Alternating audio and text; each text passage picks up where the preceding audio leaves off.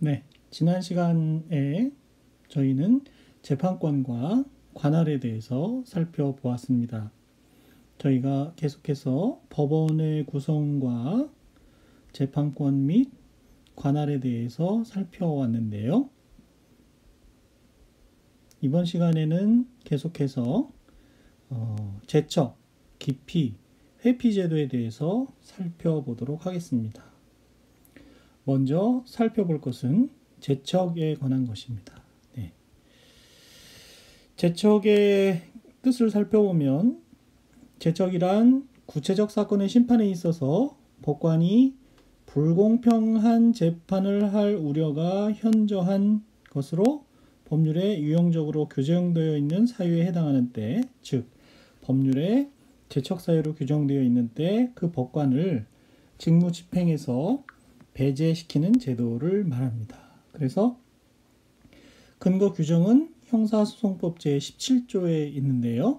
법관은 다음 경우에는 직무집행에서 제척된다 이렇게 규정하면서 법관이 피해자인 때, 법관이 피고인 또는 피해자의 친족 또는 친족관계가 있었던 때, 법관이 피고인 또는 피해자의 법정 대리인, 후견 감독인인 때, 법관이 사건에 관하여 증인, 감정인, 피해자의 대리인으로 된 때, 법관이 사건에 관하여 피고인의 대리인, 변호인, 보조인으로 된 때, 법관이 사건에 관하여 검사 또는 사법경찰관의 직무를 행한 때, 법관이 사건에 관하여 전심재판 또는 그 기초되는 조사 심리에 관여한 때라고 규정하고 있습니다. 특히 이 7호에서 말하는 전심재판 또는 그 기초되는 조사 심리에 관여한 때가 실무에서 많이 문제가 될 수 있습니다. 이에 관해서 99년에 선고된 99도 155 판결을 보면서 제척제도에 대한 이해를 좀 더 다져보겠습니다. 법관이 선거관리위원장으로 일을 하면서 2012에 보시는 것처럼 공직선거 및 선거부정방지법 위반 혐의 사실에 대하여 수사기관에 수사 의뢰를 한 법관이 있었던 겁니다. 그 법관이 형사 피고 사건의 재판을 맡아서 하는 경우 적절하다고는 볼 수 없으나 17조 6호에서 말하는 위에서 보시는 것처럼 법관이 그럼 사건에 관하여 검사 또는 사법경찰관의 역할을 한 것이냐? 그렇지는 않다는 것이죠. 그래서 부적절하다고는 할 수 있지만 17조 6호에서 말하는 제척 원인에 해당하지는 않는다. 또한 17조 7호에서 보시면 아까 보신 것처럼 법관이 사건에 관하여 기초되는 조사에 관여한 때라고 하는 것은 전심재판의 내용 형성에 사용될 자료의 수집조사에 관여하여 그 결과가 전심재판의 사실인정 자료로 쓰여진 경우를 말한다고 하면서 법관이 선거관리위원장으로서 공직선거 및 선거부정방지법 위반 혐의 사실에 대하여 수사기관에 수사 의뢰를 하고 그 당의 형사피고 사건의 재판을 하는 경우, 특히 항소심 재판을 하는 경우 역시 적절하지는 않지만 17조 제6호에서 말하는 17조 7호에서 말하는 그런 제척사에는 해당하지 않는다라는 것이 대법원 판례의 입장이었습니다. 17조 6호와 17조 7호가 어떤 식으로 작동하는지 다소 이해를 할 수 있게 도와주는 그런 판례의 내용이라고 볼 수 있습니다. 다음으로 스크롤 방향을 좀 수직으로 바꾸고 하겠습니다. 그래서 구체적인 공소사실 및 대법원의 판단은 제가 이 아래 참조 표시 이하에 공소사실과 대법원의 판단을 적어 놨으니까 한번 참고 삼아 봐주시기 바랍니다. 그와 같은 제척의 법리에 대해서 설시하고 있는 다른 판결을 하나 더 보면은 79년에 선고된 78도 3204호 판결인데요. 환송 전에 원심에 관여한 재판관이 법관이죠. 환송 전에 원심에 관여한 재판관. 환송 전에 원심이라고 하는 것은 예를 들어서 이 경우를 예를 들면 2심 재판에 대해서 대법원의 3심이죠. 대법원 3심에 상고한 경우 대법원에서 자판 스스로 판단할 수도 있지만 다시 2심으로 돌려보낼 수도 있거든요. 이것을 환송이라고 하는 거죠.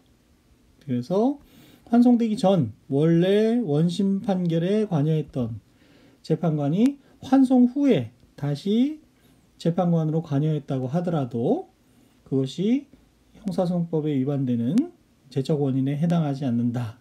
제적 원인에 반하지 않는다는 그런 판결입니다. 즉 환송 전에 원심에 관여한 재판관이 환송 후에 다시 재판에 관여했다 하더라도 17조 7호에서 말하는 전심재판에 관여한 것이라고 볼 수 없다는 얘기겠죠. 이처럼 주로 실무에서는 17조 7호의 사유가 문제가 많이 되는데요. 221조에 이 규정이 있습니다. 형사소송법 저희가 강의한 1162 이하에서 공부한 바가 있는데요. 증거 보존 절차의 하나로서 진술이 꼭 필요하다고 생각되는 참고인이 진술을 거부할 때 증인신문 청구를 통해서 증거 보존을 할 수 있는데요. 그 규정에 따라서 증인신문을 한 판사가 그 당해 사건의 제척사유에 해당한다고 해석하는 것이 옳으냐 아니냐 다툼이 있는데 개인적인 사견으로는 제척사유에 해당한다고 보여지는데 이제 문제는 과연 그것이 전심재판 또는 그 기초되는 조사심리에 관여한 것으로 볼 수 있느냐의 해석의 여지는 있지만 제 개인적인 사견으로는 17조 7호의 사유에 해당한다고 생각이 됩니다. 관련되는 내용은 강의한 1172를 참조하시면 되겠습니다. 한편 2018로 넘어가서 약식명령을 한 판사가 정식재판을 담당한 경우에 제척사유에 해당하는지에 관하여는 적극설과 소극설이 있는데 대법원 판례는 아래에서 보시는 것처럼 소극설의 입장을 취하고 있습니다. 그래서 소극설의 논거는 약식명령이라는 것은 정식재판과 심급을 같이 하는 재판이므로 즉 심급 1심에서 2심으로 이렇게 심급을 달리하는 건 아니고 1심 내에 있다는 얘기죠. 전부. 그래서 약식명령을 한 판사가 정식재판을 담당하였다고 하여 전심재판에 관여했다고 볼 수 없으므로 소극설이 타당하다고 이렇게 주장을 하는데요. 개인적으로는 약식명령에 관여했던 판사가 정식재판 청구에 관여한다면 당연히 공평한 재판을 하기가 어려워진다고 보여집니다. 왜냐하면 약식명령 심사 단계에서 이미 증거를 다 검토한 상태이기 때문에요. 그래서 개인적으로는 찬성하기가 어려운데 문제는 그 17조 7호에 전심재판이라는 문구를 극복해내기가 좀 힘든 거죠. 그래서 실정법에서 제척원인으로 전심재판에 관여했을 것이라고 하고 있는데 소극설에서 얘기하는 것처럼 약식명령과 정식재판이 모두 그 한 심급 내에 1심 내에 있기 때문에 문구상으로는 법문상으로는 소극설과 같은 해석이 나올 수밖에 없지 않나 이렇게 생각이 드는데 개인적으로는 조금 찬성하기 어렵습니다. 불공평한 재판을 할 우려 예단을 이미 갖고 있기 때문에 공평한 재판을 기대하기가 좀 어렵다고 생각이 되는데 그 논거를 구성하기는 만만해 보이지는 않습니다. 그래서 아래 연습 판결에서 보시는 것처럼 금방 설명했던 약식명령에 대한 정식재판 청구에 대해서 약식명령에 관여했던 판사가 정식재판에 관여하는 것이 과연 17조 7호의 제척원인에 해당하는지에 대한 판결이 2002도 944 판결에 소개가 되어 있고요. 그에 대한 여러분의 견해는 어떤지 한번 생각을 해보시기 바랍니다. 그러한 판시는 계속 이어져서 2011년에도 같은 취지의 판결이 선고가 되고 있습니다.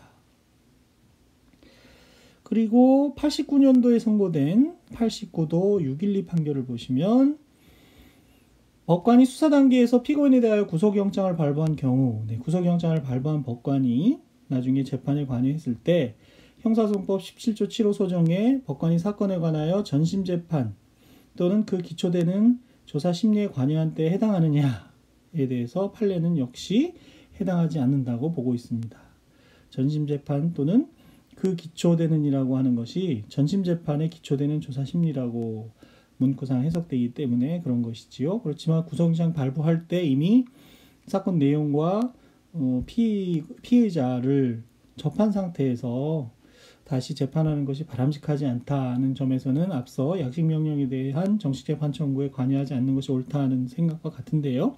문제는 17조 7호에서 말하는 전심재판, 여기서 말하는 전심재판 또는 그 기초되는 조사심리에 관여한 때라는 실정법의 문구를 어떻게 해석해내느냐가 쉽지는 않아 보입니다. 판례 입장과 뭐 제 견해가 그렇다는 것을 참고 삼아 들어주시면 되겠고요.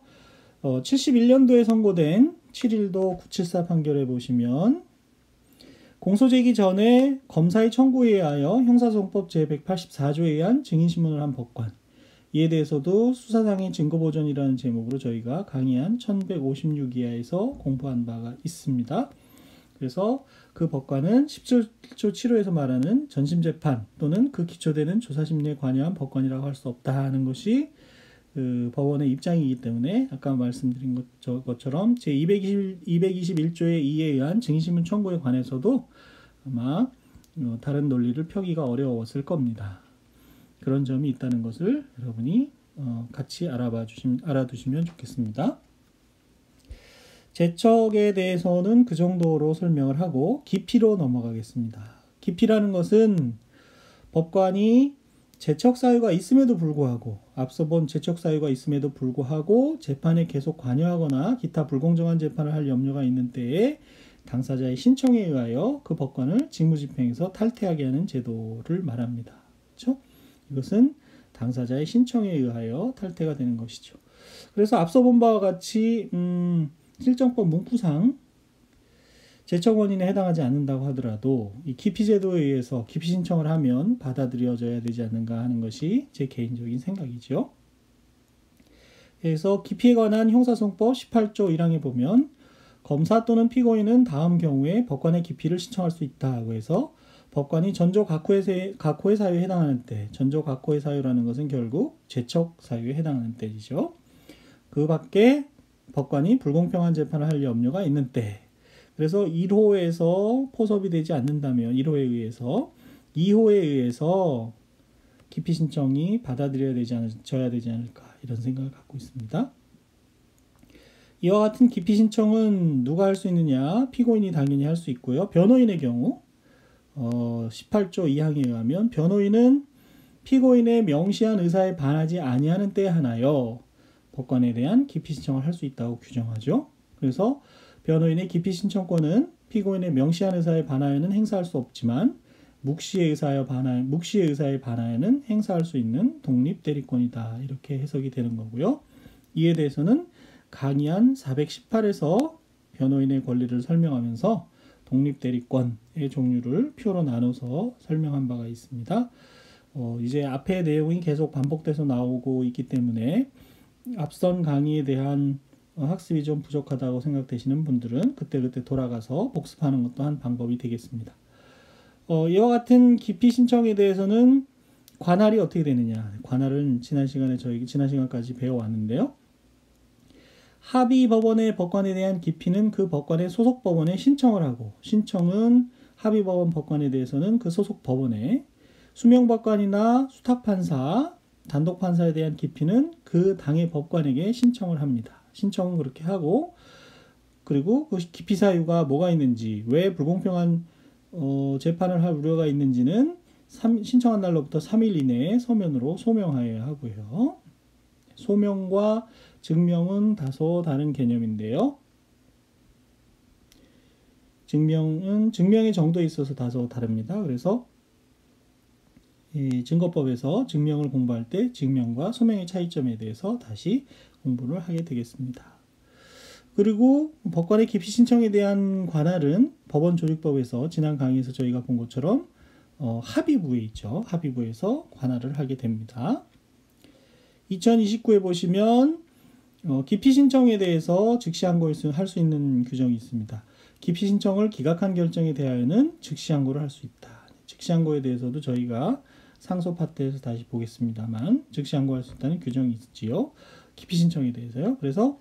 그리고 같은 조 2항은 20조 1항의 기각결정, 기피 신청이 소송의 지연을 목적으로 하며 명백하거나 19조의 규정에 위반하여, 그러니까 관할을 틀리거나 소명하지 않은 때에는 법원 또는 법관이 그냥 바로 결정을 기각할 수 있거든요. 이걸 보통 간이 기각 결정이라고 하는데, 간이 기각 결정을 했을 때 즉시항고는 재판의 집행을 정지하는 효력이 없다. 왜냐하면 소송의 지연을 목적으로 함이 명백하거나 요건을 갖추지 못한 기피 신청을 통해서 재판을 지연시키려고 한다는 목적이 있다고 인정되는 경우이기 때문에 보통은 즉시 항고에 재판의 집행을 정지하는 효력이 있지만 20조 2항에 해당하는 경우, 23조 2항에 해당하는 경우에는 재판의 집행을 정지하는 효력이 없다고 그렇게 규정을 하고 있습니다. 다음으로 회피제도에 대해서 살펴보면 회피라는 것은 법관이 스스로 기피는 기피 신청이 있어야 하는 것인데 회피는 스스로 법관이 기피의 원인이 있다고 판단한 때에 자발적으로 직무집행에서 탈퇴하는 제도를 말합니다. 그래서 회피하는 원인은 24조 1항에 의하면 법관이 18조의 규정에 해당하는 사유가 있다고 사료한 때에는 회피하여야 한다라고 해서 18조의 규정을 준용하고 있는 것을 볼 수 있지요. 그래서 18조는 앞서 본 것처럼 기피의 원인에 관한 것이니까요. 결국 17조에서 말하는 제척 원인과 더불어서 불공평한 재판을 할 우려가 있다고 생각될 때에는 스스로 직무에서 탈퇴할 수 있는 제도가 회피 제도가 되겠습니다. 그래서 제척, 기피, 회피 제도는 긴밀하게 맞물려 있지요. 여태까지 제척, 기피, 회피 제도는 법관에 대해서 설명을 한 것인데요. 법원 사무관과 같은 법원 직원들에 대해서도 제척, 기피, 회피가 있을 수 있습니다. 그래서 제척, 기피, 회피 제도는 2033에서 보시는 것처럼 법원 사무관 등은 물론이고 전문 심리위원에 대하여도 제척, 기피, 회피 제도가 있습니다. 그 25조 형사소송법 25조 조문을 제가 여기 써놨는데 25조 1항에 보시면 17조 또는 17조 제7호의 규정을 제한 외에는 그러니까 전심재판 또는 그 기초되는 조사심리에 관여한 경우를 제외한 다른 사유들은 법원 서기관은 물론이고 법원 사무관, 법원 주사 또는 법원 주사보와 같은 법원 사무관과 통역인에 대해서도 준용이 됩니다. 통역인이 불공평하게 통역할 우려가 있다면 그것도 역시 배제가 돼야 되기 때문이죠. 이 통역인에 관련해서는 바로 아래에 관련되는 판례가 있어서 같이 좀 이따 소개하기로 하고요. 그와 같은 법원 사무관 등과 통역인에 대한 기피 재판은 그 소속 법원에서 결정을 하게 되고요. 네. 그래서 이와 같은 법원 사무관 등의 제척 기피 회피 제도와 관련해서 통역인의 경우가 문제된 경우가 있었습니다. 그래서 통역인에 관해 문제된 경우 2010도 13,583호 사건을 한번 읽어보겠습니다. 형사소송법 제17호 제4호는 법관이 사건에 관하여 증인, 감정인, 피해자의 대리인으로 된 때에는 직무집행에서 제척된다고 규정하고 있고 이와 같은 규정이 앞서 공부한 것처럼 통역인에게도 준용이 되고 있습니다. 그러므로 통역인이 증인이 되었었다면 제척 사유에 해당하겠지요. 통역인이 그래서 2036에 보시면 통역인이 사건에 관하여 증인으로 증언한 때에는 증언을 한 때에는 직무집행에서 제척이 되고 제척 사유가 있는 통역인이 통역한 증인의 증인신문 조서는 유죄인정의 증거로 사용할 수 없게 되겠습니다. 한편 형사소송법 17조 제2호는 법관이 피고인 또는 피해자의 친족 관계가 있었던 자인 때에도 직무집행에서 제척된다고 규정하고 있고 같은 규정이 형사소송법에 의해서 통역인에게 준용이 되고 있습니다. 그렇지만 사실혼 관계에 있는 사람은 민법에서 정한 친족이라고 할 수가 없어서 형사소송법 17조 2호에서 말하는 친족에 해당하지 않는다는 것이죠. 그래서 통역인이 피해자의 사실혼 배우자라고 하여도 통역인에게 형사소송법 25조 1항 제17조 제2호에서 정한 제척 사유가 있다고 볼 수 없다. 사실혼 배우자 같으면은 친족 관계에 있다고 볼 수 없다는 것이죠. 그래서 이 사건의 경우 통역인 갑이 피고인들에 대한 특정경제범죄 가중처벌 등에 관한 법률 위반 사기 사건의 제1심 공판 기일에 증인으로 출석을 해서 진술한 다음 같은 기일에 위 사건의 피해자로서 자신의 사실혼 배우자인 증인 을의 진술을 통역한 사안에서 제척 사유 있는 갑이 통역한 을의 증인신문조서는 유죄 인정의 증거로 사용할 수 없다고 했던 그런 판시 사항이 되겠습니다. 그래서 17조 4호와 17조 2호의 제척 사유가 통역인에도 준용된다는 것을 여러분이 알고 계시면 되겠습니다. 다음으로 제척 기피 회피 제도와 관련해서 검사에 대해서도 제척, 기피가 가능한가에 대해서 견해 대립이 있습니다. 그래서 소극설과 적극설의 견해가 있는데, 참고 표시해 놓은 것처럼 수사 단계에서 검사에 대한 제척, 기피, 회피 제도는 저희가 지금 공부한 바와 같이 법관이나 법원 사무관 등에 대해와 같은 법률의 규정은 없습니다.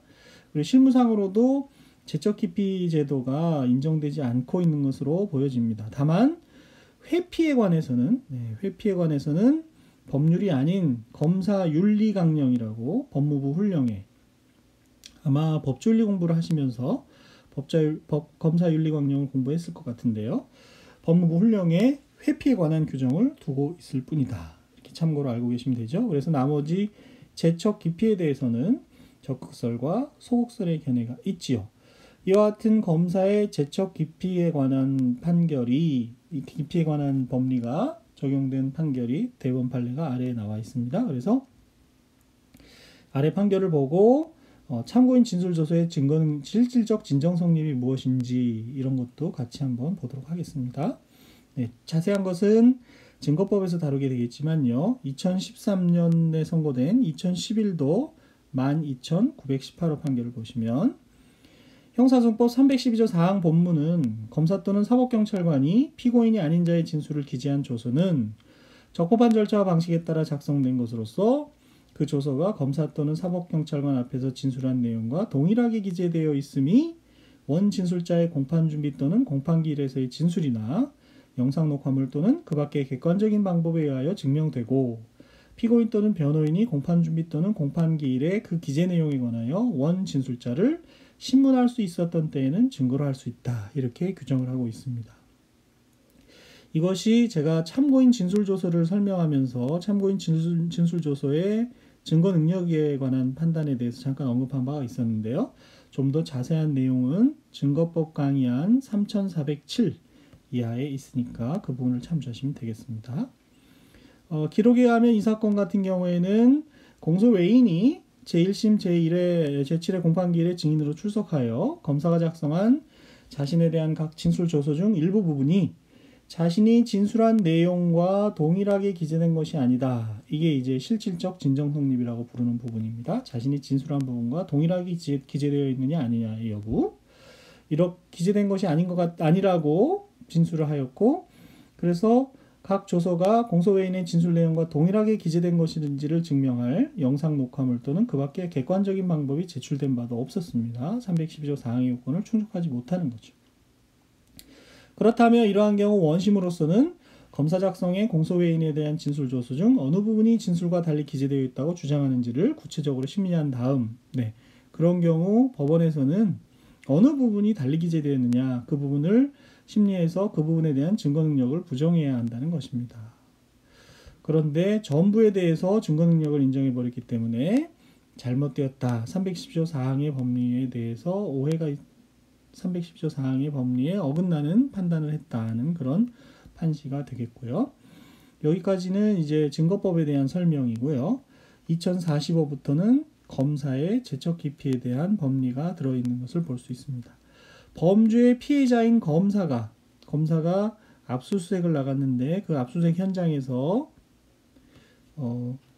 공무집행 방해 또는 상해, 폭행 상해 이런 거에 대한 피해자가 된 경우 그 검사가 사건 수사에 계속해서 관여하거나 압수수색 영장의 집행에 참여했던 검사가 다시 수사에 관여했다는 이유만으로 바로 그 수사가 위법하다거나 그에 따른 참고인이나 피의자의 진술에 임의성이 없다고 볼 수는 없다. 임의성이라는 말로 표현을 했지만 검사가 피해자라고 하더라도 그 피해를 준 피의자를 계속해서 조사하는 것이 특별한 문제는 없다고 한 것이기 때문에 제척이나 기피 제도에 약 소극적인 입장을 보이고 있다고 해석될 수 있는 그런 판결이 되겠습니다. 네, 그 정도로 하지요. 이 판결에서는 결국 2045에서 말하고 있었던 검사의 제척 기피에 대해서는 소극설로 해석될 여지가 다분한 그런 판례 입장을 소개하면서 곁들여서 312조 4항의 이야기를 했는데요. 310조 4항에 대해서는 자세한 것은 증거법 시간에 더 공부를 하도록 그렇게 하겠습니다. 한편 저희가